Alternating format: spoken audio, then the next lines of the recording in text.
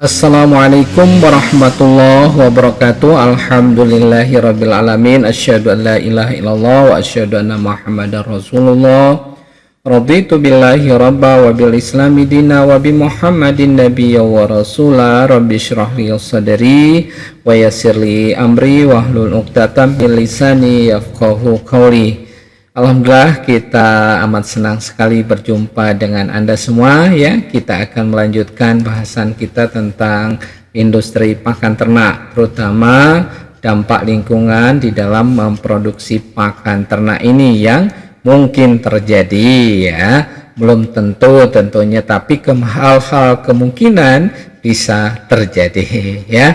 Oke, jadi produksi pakan ternak memiliki dampak yang signifikan terhadap lingkungan, terutama dalam penggunaan sumber daya alam dan pengelolaan limbah ya. Tentunya kalau didirikan pabrik ataupun suatu usaha peternakan ya, insya Allah ada limbah, namun kita harus kelola hal itu dengan baik. Jadi memahami dampak ini sangat penting ya untuk mengembangkan strategi produksi pakan yang berkelanjutan dan ramah lingkungan ya. Hal ini akan membahas atau akan dibahas secara mendalam berbagai aspek dampak lingkungan dari produksi pakan dan bagaimana strategi pengelolaan yang dapat diterapkan untuk memitigasinya supaya dampak tersebut tidak terlalu parah nantinya ya. Oke, kita lanjutkan.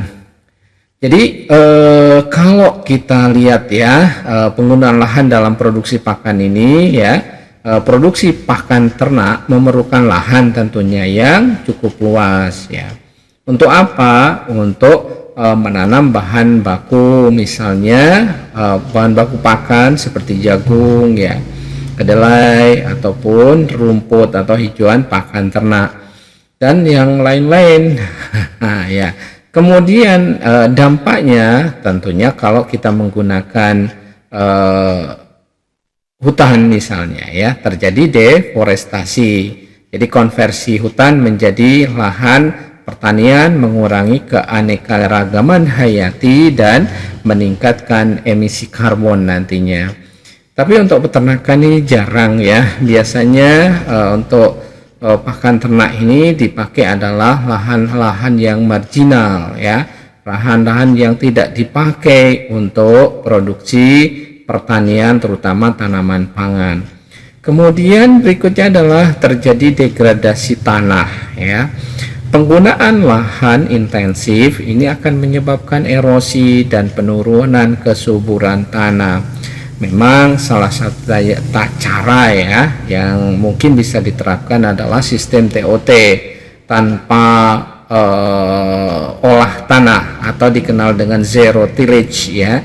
Ini bisa dilakukan. Nah, di Indonesia konversi hutan menjadi perkebunan kelapa sawit. Nah, misalnya ya, untuk bungkil kelapa telah menyebabkan deforestasi. Memang ada limbahnya nanti yang sering dipakai ya untuk pakan ternak, namun sampai saat ini belum masif penggunaan. Nah, ya, terutama limbah sawit ini masih terbatas untuk pakan tertentu ya. Yang dipakai baru bungkil inti sawit, lumpur sawit, dan itu penggunaannya masih sangat terbatas. Oke, itu beberapa hal yang mungkin di daerah Anda, terutama di Kalimantan dan Sumatera, itu sudah banyak juga limbah sawit itu dipakai. Tapi ya jelas tadi masih dalam jumlah yang terbatas ya, belum diolah benar-benar secara profesional. Kemudian penggunaan air dalam produksi pakan ya. Nah, kebutuhan air, produksi pakan ternak memerlukan air dalam jumlah besar untuk irigasi tanaman ya, bahan baku dan proses produksi pakan atau hijauan pakan, termasuk leguminosa sebagai pakan yang kualitasnya baik. Semuanya itu butuh air. Kemudian resiko terjadinya kekeringan, yakni penggunaan air yang berlebihan nanti dapat mengurangi ketersediaan air untuk kebutuhan yang lain ya, seperti misalnya untuk air minum dan pertanian tanaman pangan. Nah, ini memang harus dibuat strategi, dibuat bagaimana caranya jangan sampai terjadi kekeringan. Kemudian yang berikutnya adalah terjadinya pencemaran air. Jadi limbah dari produksi pakan atau pabrik pakan ini dapat mencemari sumber air jika tidak dikelola dengan baik ya. Tapi kalau dikelola dengan baik, insya Allah ya pencemaran air itu bisa kita tekan.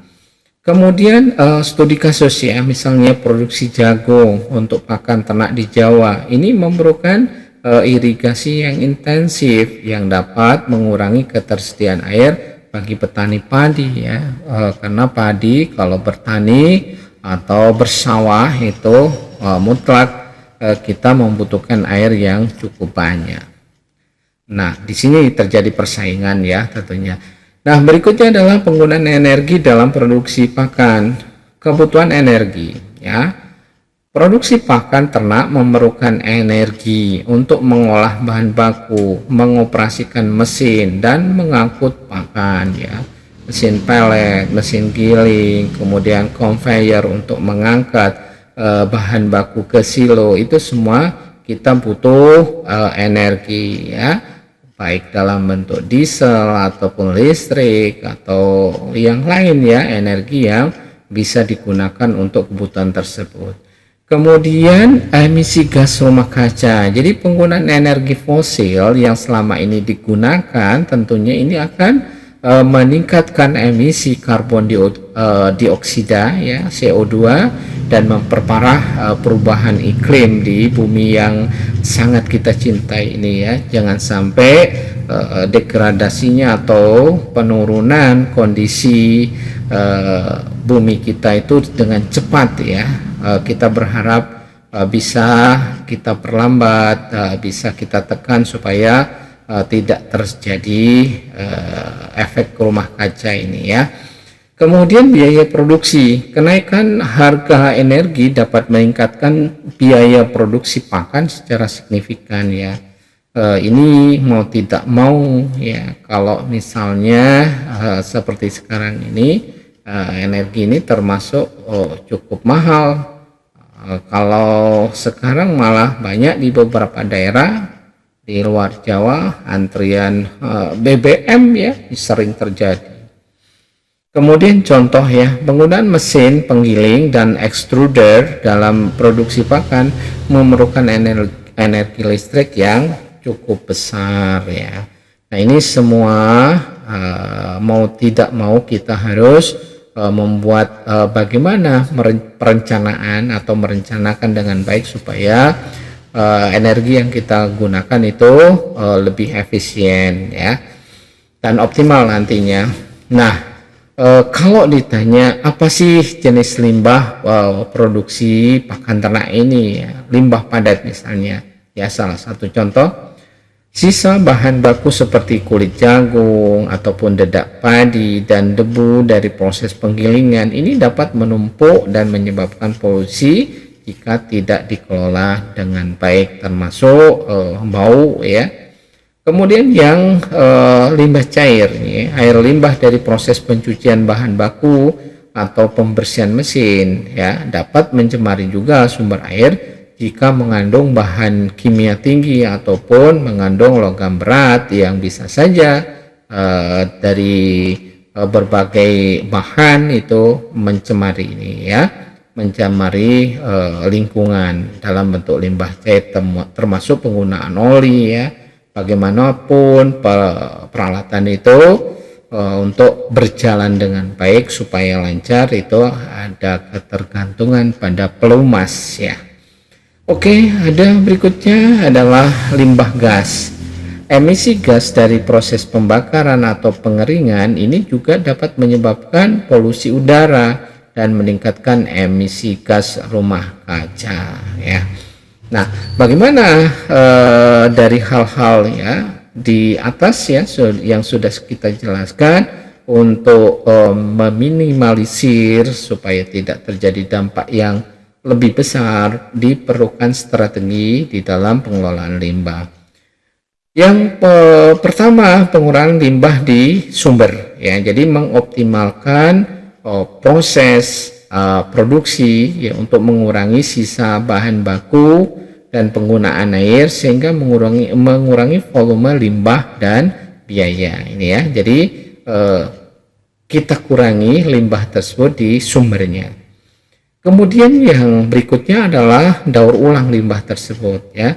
Jadi menggunakan limbah padat seperti kulit jagung sebagai bahan baku alternatif atau dijadikan pupuk organik, ya, mengurangi pembuatan dan menciptakan nilai tambah yang cukup besar, ya, atau dijadikan bahan bakar untuk boilernya ataupun apa yang lain, ya, yang bersifat jangan sampai ini malah mencemari lingkungan. Kemudian pengolahan limbah, mengolah limbah cair dengan sistem pengolahan air limbah seperti sedimentasi dan filtrasi sebelum dibuang ke lingkungan, mencegah pencemaran air. Jangan-jangan kalau misalnya mentang-mentang kita lokasi pabrik kita dekat sungai yang besar, tidak boleh langsung air yang masih kotor, masih tercemar itu langsung dibuang ke sungai. Memang mudah, efisien, ya, tetapi itu berdampak pada lingkungan yang nanti tercemar, misalnya E. coli, salmonella. Nah, itu bisa saja terjadi. Kemudian pemanfaatan limbah gas, ya, jadi menggunakan teknologi penangkap emisi seperti scrubber, ya, untuk mengurangi polusi udara, mengurangi emisi gas rumah kaca, dan meningkatkan kualitas udara, ya. Bagaimanapun kita harus bisa mengelola limbah yang mungkin, ya, dihasilkan dari pabrik pakan kita. Contoh praktik berkelanjutan, misalnya, ya, penggunaan bahan baku lokal, ya. Jadi menggunakan bungkil kelapa atau ampas tebu, ya, sebagai bahan baku pakan, termasuk bungkil kelapa sawit, ya, bungkil inti sawit, dan berbagai macam, termasuk pelepas sawit, ya, ataupun juga daun sawit. Semuanya kalau bisa digunakan, ya, untuk apa? Untuk mengurangi ketergantungan impor dan jejak karbon transportasi nantinya. Jadi mobilisasi itu akan juga berdampak pada emisi gas rumah kaca kalau tidak terkendali. Kemudian kita menggunakan energi terbarukan, ya, terbarukan. Jadi menggunakan energi surya, menggunakan surya panel surya atau biogas, ya, untuk mengoptimalkan mesin produksi pakan, mengurangi emisi gas rumah kaca dan ketergantungan pada energi fosil. Berikutnya adalah pertanian berkelanjutan, ya, menerapkan praktik pertanian organik untuk menanam bahan baku pakan seperti jagung ataupun kedelai. Ini juga mengurangi penggunaan pestisida, herbisida, insektisida, dan meningkatkan kesehatan tanah nantinya, ya. Kalau kita lakukan praktek-praktek ini, nanti kita berharap lahan kita atau lingkungan kita lebih lestari dan berkelanjutan tentunya, ya. Itu yang kita harapkan. Dari beberapa kajian di atas bisa disimpulkan, ya, dan langkah selanjutnya bisa dilakukan, ya. Pertama, dampak lingkungan dari produksi pakan ternak ini sangat signifikan, ya, meliputi penggunaan lahan, air, energi, dan pengelolaan limbah. Tinggal bagaimana kita bisa semuanya ini berdampak atau mengurangi dampak terhadap lingkungan, ya. Dengan menerapkan strategi berkelanjutan seperti pengurangan limbah di sumbernya, daur ulang, ya, kemudian pengolahan dan pemanfaatan limbah gas, ya, kita dapat mengurangi jejak ekologis yang kurang menguntungkan bagi lingkungan. Jadi bisa kita tekan ya dengan syarat beberapa hal yang kita sebutkan ya, mulai dari pengurangan limbah di sumbernya, daur ulang, pengolahan dan pemanfaatan limbah gas itu harus kita lakukan dengan baik. Kemudian langkah selanjutnya yang bisa dilakukan adalah mendorong adopsi praktek-praktek yang baik ya secara luas atau best practice yang bagus ya di seluruh industri pakan ya, pakan ternak ini ya, serta mendukung penelitian dan inovasi untuk solusi yang lebih ramah lingkungan, termasuk kolaborasi antara pemerintah, kemudian industri dan konsumen. Ini sangat penting untuk mencapai produksi pakan yang benar-benar berkelanjutan. Tujuannya ya tentunya produktivitas peternakan kita, produktivitas ternak kita itu bisa ditingkatkan dengan harapan bahwa ketahanan pangan, kedaulatan pangan terutama di bidang protein hewani ya bisa kita dapatkan nantinya ya, terutama untuk Indonesia yang tercinta ini. Mungkin itu yang bisa disampaikan ya. Tetap bersemangat untuk Anda semua, jaga kesehatan ya.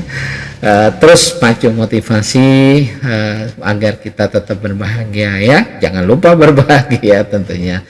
Oke, nasrun minallah fatun qarib. Wassalamualaikum warahmatullahi wabarakatuh.